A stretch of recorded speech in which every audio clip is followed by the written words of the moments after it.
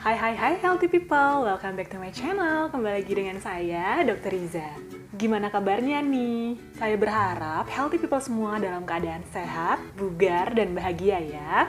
Di video kali ini, saya mau membahas mengenai topik diare pada anak.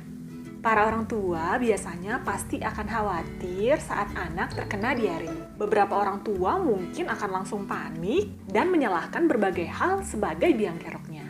Namun sebenarnya apa sih penyebab diare pada anak? Apakah diare pada anak itu berbahaya? Lalu gimana sih cara ngatasinya? Yuk kita bahas bersama.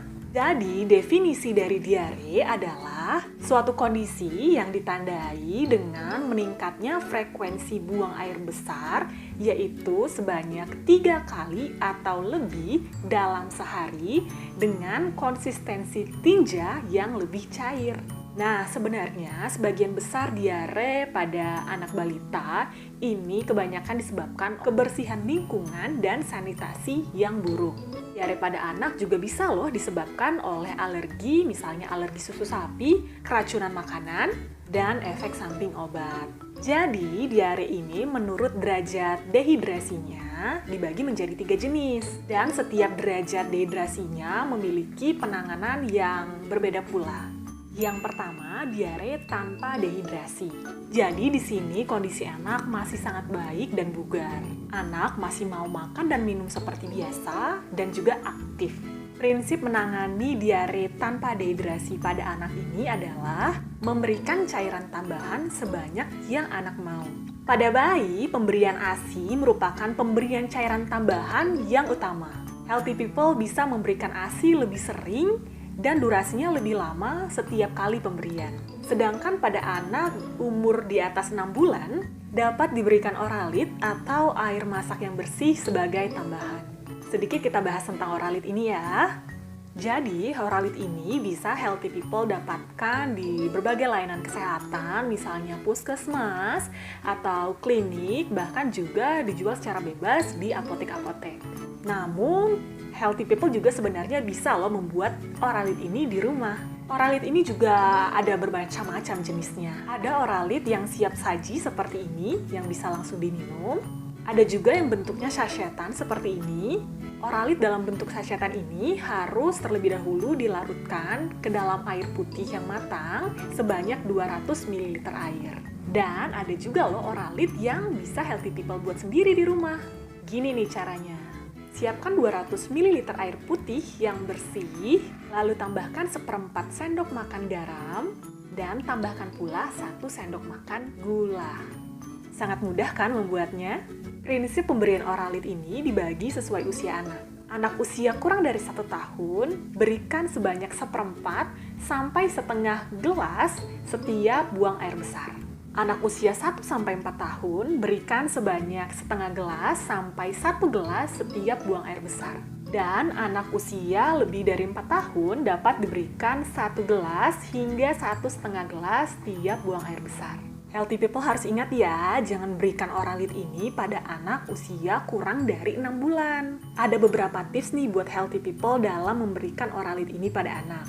Berikan minuman oralit ini sedikit demi sedikit, tapi sering.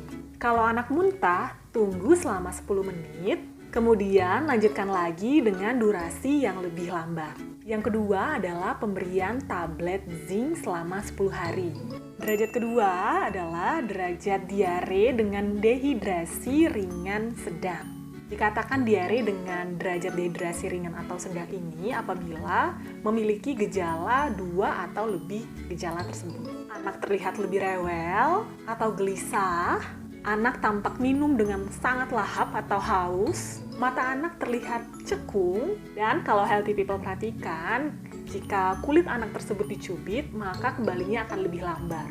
Prinsip penanganan diare pada anak dengan derajat dehidrasi ringan atau sedang ini sebenarnya sama saja. Namun di sini orang tua harus benar-benar memperhatikan kondisi anak sehingga tidak masuk kepada derajat dehidrasi yang lebih berat. Berikan makanan yang lembut dan mudah dicerna ya, dan juga hindari pemberian makanan berserat. Jangan juga nih memberikan jus buah atau soda kepada anak, karena itu dapat memperparah kondisi diare tersebut pada anak. Kita masuk ke derajat yang terakhir, yaitu derajat ketiga, yaitu diare dengan dehidrasi berat. Dikatakan diare dengan dehidrasi berat apabila terdapat 2 atau lebih tanda dan gejala tersebut. Yang pertama, anak bisa terlihat tidak sadar, kemudian mata anak tampak cekung, anak sudah tidak mau minum atau malas minum, dan cubitan kulit pada perut kembali lambat. Nah, untuk kondisi ini, healthy people harus sesegera mungkin membawa anak ke fasilitas kesehatan terdekat agar diberikan cairan melalui intravena atau infus. Jadi, prinsip penanganan diare yang dapat healthy people lakukan di rumah adalah rehidrasi atau memberikan cairan pengganti untuk mengembalikan cairan tubuh yang hilang, sehingga anak nggak masuk dalam kondisi dehidrasi berat. Healthy people bisa lakukan penanganan yang tadi sudah saya jelaskan. Oke, cukup sekian untuk video kali ini. Semoga video ini dapat bermanfaat dan dapat menambah wawasan healthy people semuanya ya. Dan jangan lupa di like, komen, subscribe, dan share video ini ke sosial media yang healthy people punya ya. See you in my next video. Bye!